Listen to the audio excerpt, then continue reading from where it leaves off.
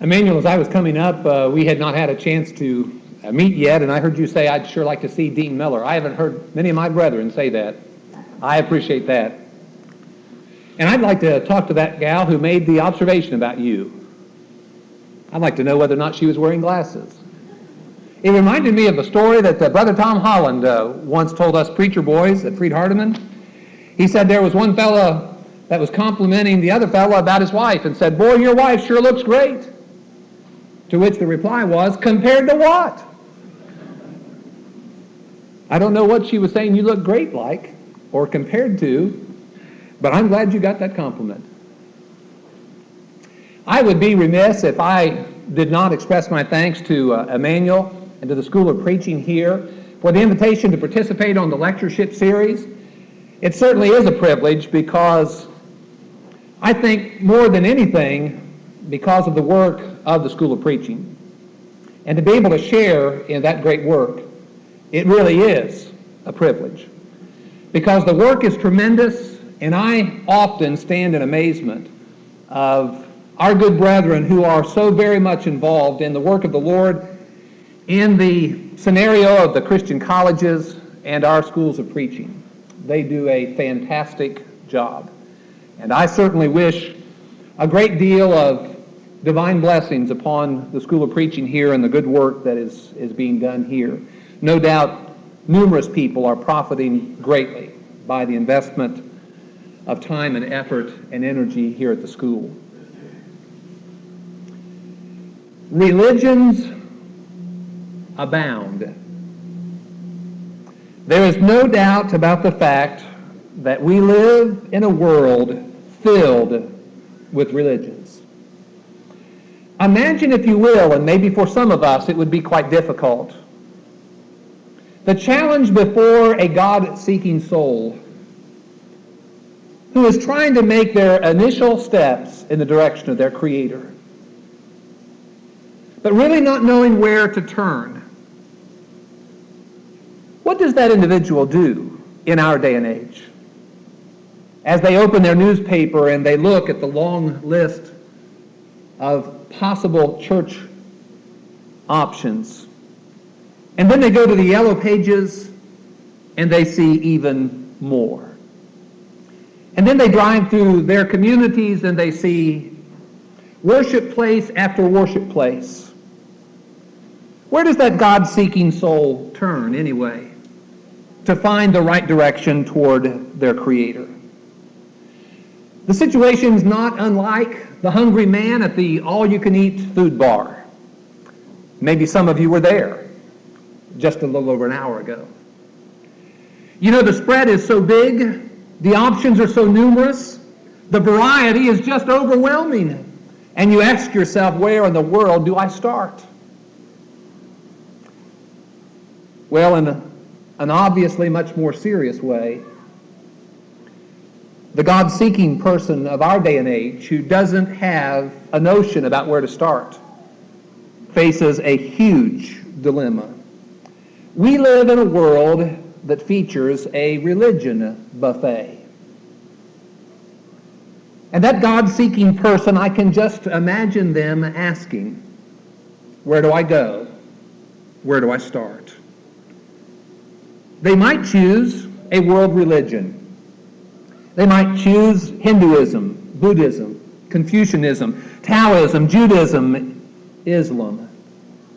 Maybe they would choose to go the route of a cultic religion to find God and find themselves among the Mormons, the Jehovah's Witness, the Christian Science, maybe the occult, maybe Scientology, maybe among the New Age movement folks.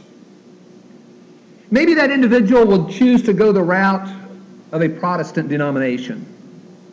And so they would go to the Baptist or the Presbyterian or the Methodist or the Lutherans or the Nazarenes.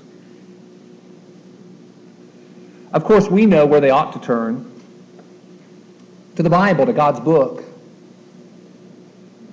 But that individual who's taking those initial steps toward God and is desiring God in their life, sometimes they do not know that is where they ought to turn.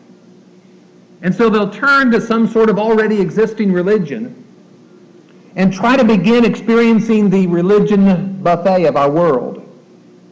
And it's no wonder that some folks become frustrated, become disappointed, and are very confused, and even throw up their hands, and maybe after a while even walk away from their attempt to move in the direction of God because of a world filled with contradicting religions. A United Methodist preacher back in the early 70s by the name of J. Gordon Melton, he produced a set of volumes entitled The Encyclopedia of American Churches. And in his research, what he did, he took a broad panoramic view of religion in America, and he put all American religions into 17 families according to their unique characteristics or practices. And in those 17 family groups, he listed 1,200 different religions in America. That was in the 70s, in the early 70s. Imagine if someone were to begin such a project in the 90s. In a book entitled World Religions in America, edited by a Jacob Neusner, he writes about the state of religion in America and the multitudinous variety that we have available. He says on page 2 of this book, Americans are not only a religious people, we also are a people of many religions. Most of the religions of the world are practiced in America. And then he begins to describe some of the American religion makeup in a demographic sort of way, and how some of the percentages break down, and how we are so different religiously. Later, in the same introduction section, he says, the marvel of America is its capacity to give a home to nearly every religion in the world. On the next page, he comments, today, this country has become the meeting place for nearly all of the living religions of the world. So he concludes, what we learn in this book that he is writing is that nearly every religion in the world is practiced by some Americans. That is pretty overwhelming when you stop to think about it. America is just one country. The world is so huge. And when you think about all the people of the world and all of the diversity of the religions of the people of the world, to think that one could accurately say that virtually every religion in the entire world is practiced by some Americans is some indication of just how abounding religions are in America. Why is that so?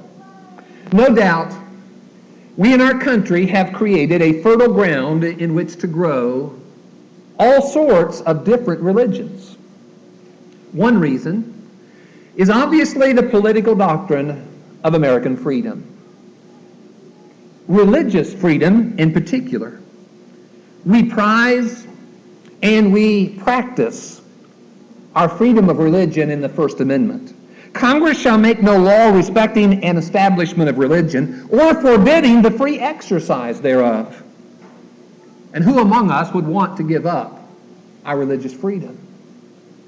Something that we hold near and dear to us, and something that we benefit greatly from, is our religious freedom in our country. But that doctrine of religious freedom that we have that's fundamental in our country has really added to the dilemma we have with our religious diversity, because not everyone is going to exercise that freedom in a rational and in a responsible fashion.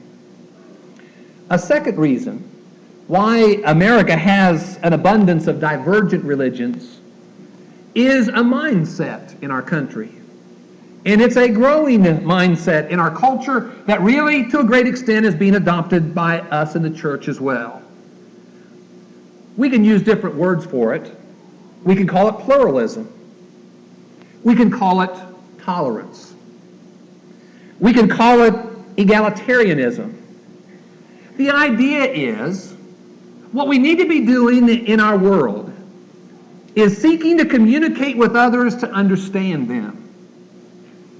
Not to challenge conflicting philosophies and ideas, but just to understand one another better and enjoy a peaceful coexistence with one another. The emphasis is on being non-judgmental. And I am all for not being hypercritical. And I am all for, personally, us making a point to avoid all sorts of unnecessary and unjust judgments. But there is a place for sound judgment. Indeed, we need to be people who are discerning in our judgments, not hasty, but careful and fair. And if we're all honest, we all make judgments. But in our culture today, more and more, there's this emphasis on being non-judgmental to an extreme. To such an extreme that I heard just a few months ago, a brother F. LaGard Smith, who is a lawyer and who is a professor at Pepperdine University, who teaches law students, who commented about the problem that we're having with these classic, high-visible cases that are becoming the darling of the media. And how that he says more and more what is happening is these people who have had it pounded into them for years and years now, don't judge, don't judge, don't judge. When we put them in an arena where they need to practice sound judgment for the benefit of the society as a whole, they can't do it because it has become so ingrained in them that they are not to judge, period. So what happened with the Menendez brothers initially? And he claimed also at the same time that that probably had a lot to do with the verdict in the O.J. Simpson case. We live in a world, in a country, that has this beautiful political doctrine of religious freedom. But not everybody uses it sensibly and responsibly. We live in a country that has been very much a culture, very much impacted by this pluralism and this emphasis on tolerance to an extreme. And so we have in our country virtually every religion in the world coexisting. What is religion anyway? You know, even the word religion is getting a bad name in our world. We have become so subjective in our thinking. Religion, as a matter of fact, is drowning in an ocean of the ambiguous and the sea of the nebulous. Let me read to you a section out of the Academic American Encyclopedia under the heading Religion. Religion is a complex phenomenon. Define, definition, or summary. Almost as many definitions and theories of religion exist as there are authors on the subject. So you see, everything is subjective. Religion is so ambiguous, it is so nebulous, that it's basically pretty much hopeless to nail down what it is. And with that kind of subjectivity and relative kind of thinking, is it any wonder that religion is obviously so divided as the secular world looks at it, and we have lost really our power and our influence because of that division?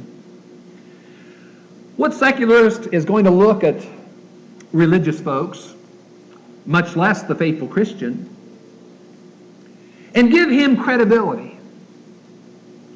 when all of us are lumped together as religious folks in their view, and we are so radically divided, so subjective, and so relative in our thinking. The fact is, it's not so subjective, it's not so ambiguous, it's not nebulous. The word religion, the English word religion, comes from the Latin word religere, which literally means to tie back or to bind back. The idea of religion is the idea of God seeking man, and man seeking God.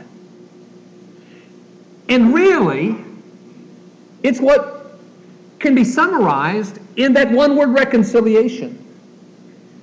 Religion has to do with reconciliation, with man and God being made friends again, being tied back together again, enjoying a communion again, separated, of course, by sin.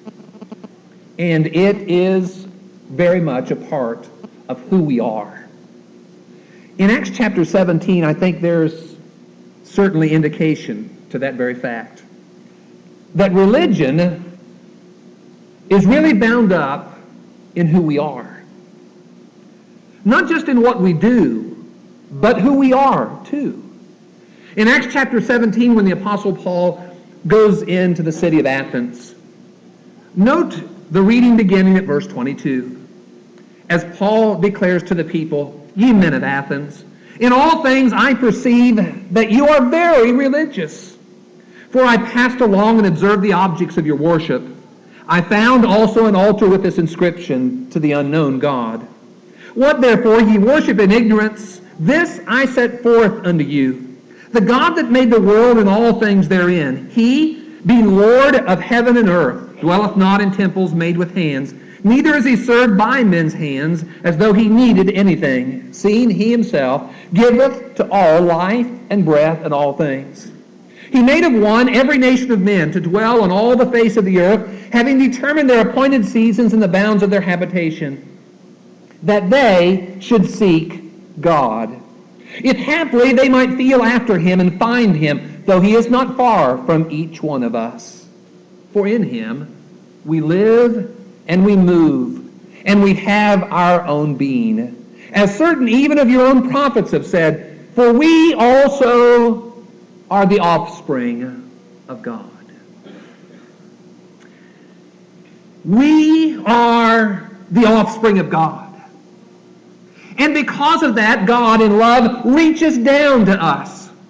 And God longs passionately for communion with his offspring. And we in turn seek him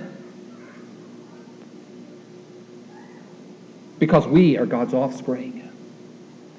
You see, religion is very much a very natural part of being the offspring of God, existing in his image. And so that is why the Apostle Paul said in 2 Corinthians 5 and verse 20, "Be ye reconciled to God." Because that is the desire of God. And that is only natural for the Creator and the offspring to share communion. That, my friends, is what religion is all about. Does history really provide any indication of any peoples who didn't practice some form of religion? They practiced some form of religion, and maybe in gross ignorance, but practiced that form of religion because of the way God made them, as those who exist in his image. Religion is not some sort of compulsive neurosis, as Sigmund Freud has suggested. And it is not some opiate of the mind for the common folk, as Marxism suggests. But instead, it's that very natural longing of God for man and man for God. But friends, not all religions are created equal. Not all religions exist equal. There are false religions. And it's because of that fact there ought to be lectureships with this very theme. I am reminded of a cartoon that originally appeared in the American Atheist magazine that had a dad that was sitting in a chair. He was reading the evening newspaper. His son brought to him a book. The book was titled Myths. The boy brought the book to Dad and said, "Dad, what's mythology?" Dad's reply, "It's a religion that has been found out." Well, there are some religions. There are numerous religions that, my friends, someday they are going to be found out and exposed for what they are. Just something being a religion does not make it meet with divine approval. False religions are not new. We should not really be that surprised. In Leviticus chapter 18 and verse 21, the children of Israel are forbade from participating in the practice of having their children pass through the fire to the god Molech. In Leviticus chapter 20, there is even more detail about this particular false religion that God was gravely concerned about his children participating in. Leviticus 20 begins this way. "And Jehovah spake unto Moses, saying, Moreover, thou shalt say to the children of Israel, Whosoever he be of the children of Israel, or of the strangers that sojourn in Israel, that giveth his seed unto Molech, he shall surely be put to death. The people of the land shall stone him with stones. I also will set my face against that man, and will cut him off from among his people, because he hath given of his seed unto Molech, to defile my sanctuary and to profane my holy name. And if the people of the land do it, all hide their eyes from that Molech, and put him not to death. Then I will set my face against that man and against his family, and will cut him off, and all that play the harlot after him, to play the harlot with Molech from among their people." A false religion that existed side by side with Judaism at a time when Judaism was acceptable and the appropriate way to approach God. But it was a false religion. Participating in that false religion had its severe consequences. But yet Solomon set up his high places for sacrifices in this false religion in 1 Kings chapter 11. A false religion centered on a false god. Then we read about King Ahab and Jezebel, promoting the false religion that centered on Balaam. And we find that there is a struggle that exists between the influence of Baal and Balaam and Judaism and the God of the Jews. And in 1 Kings chapter 18, we read about the challenge at Mount Carmel and how that Elijah took on well over 800 false prophets of their gods.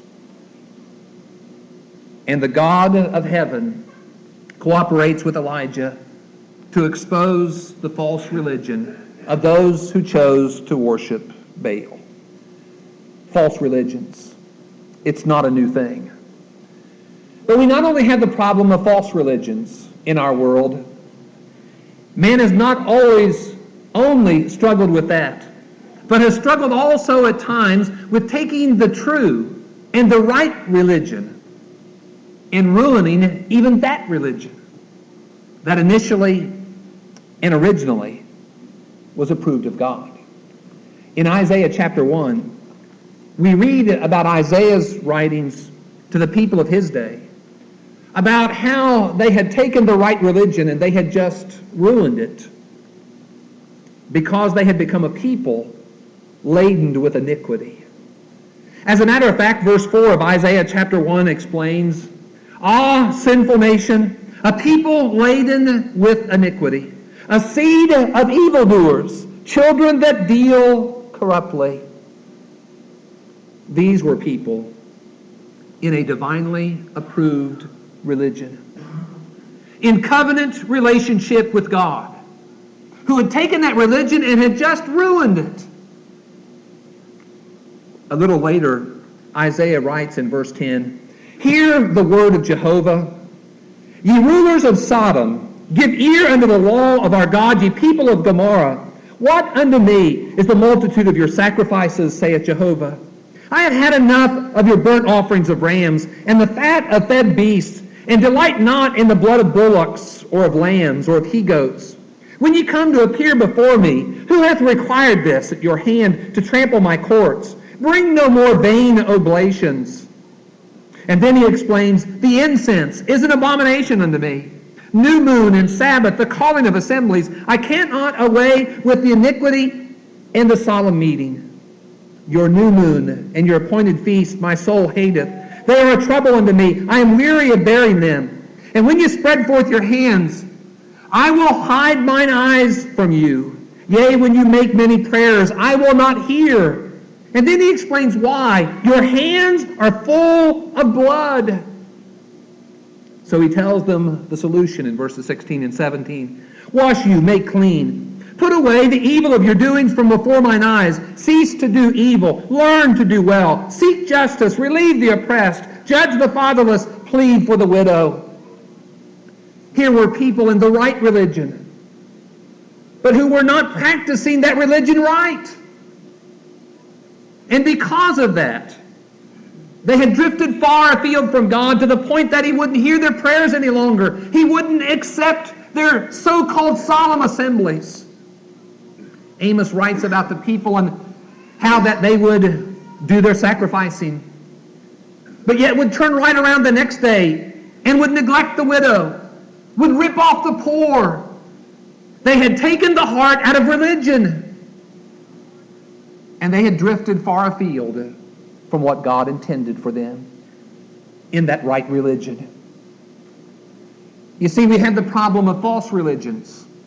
Multitudes of false religions who really bear no semblance to the true religion. And then at the same time, we have the problem of those who may bear some semblance to the right religion, but yet really have ruined that by their thinking and by their practices, to the point where all that they are practicing is a counterfeit of that right religion. It's in that world, it's in this world, that we need to remember there is only one true religion. And that one true religion is the one that we need to learn about. And we need to practice in its pure state and nothing less.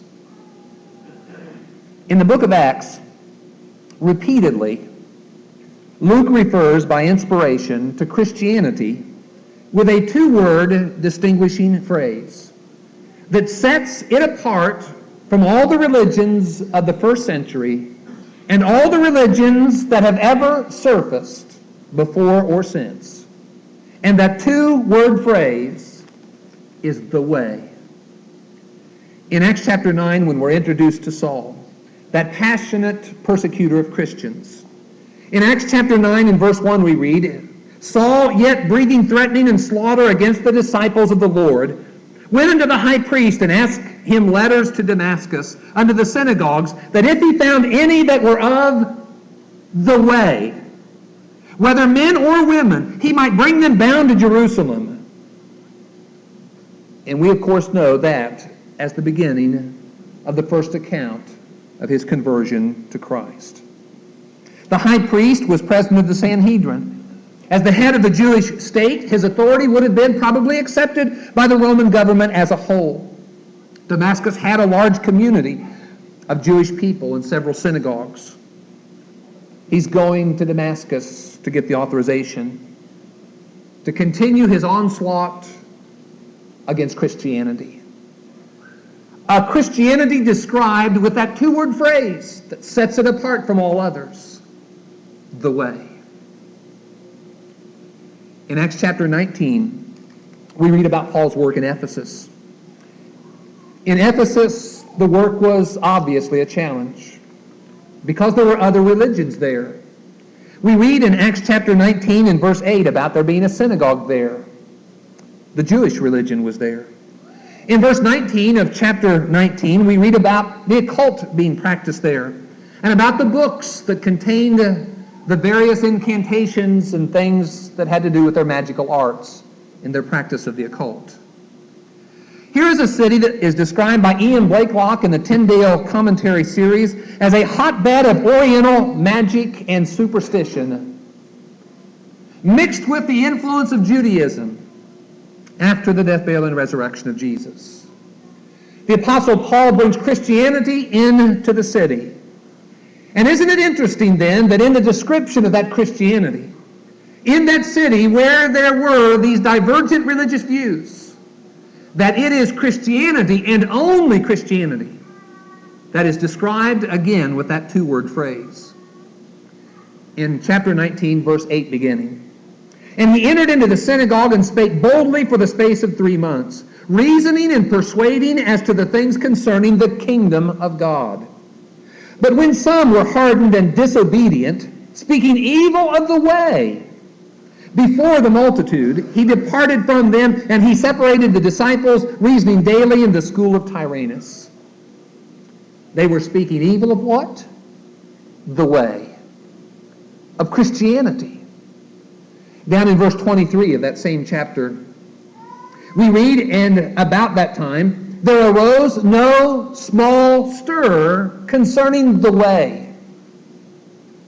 Obviously, Christianity is the way. But then, as if we have not driven home the point well enough, there's chapter 24 to look at as well. In chapter 24 and verse 14, we read about Paul making his defense before especially Felix.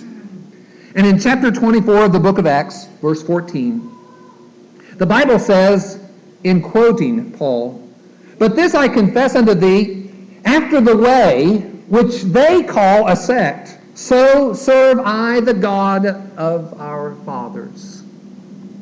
And then, when Felix has the opportunity to be challenged by the Apostle Paul, and he indeed, no doubt, has been impacted by Paul's presentation. Note verse 22 of the chapter. As the Bible says, "But Felix, having more exact concerning now, in regard to the way, deferred to them, saying, When Lysias the chief captain shall come down, I will determine your matter." Felix was learning more and more about the way. Christianity. The one true religion, the way. That two-word phrase separates Christianity from all other religions. And Brother Burton Kaufman, in his commentary on Acts, I think, makes an excellent point when he says, and I quote, "Implicit in such a name is the trueness and rightness of it." Unquote. What an appropriate distinguishing phrase for Christianity. To herald its appropriateness, its trueness, its rightness, its divine authority, Christianity is the way. Jesus did not come from heaven to leave on earth merely another religion to add to the ones that were already there or would multiply from those that were already there. When Jesus left heaven and came to earth, he came to bring the one and only true religion. And it bears his name as we follow him. Christianity. How appropriate that it be the one true religion. Jesus said, "I am the way, the truth, and the life. No one comes to the Father but by me." Thank you.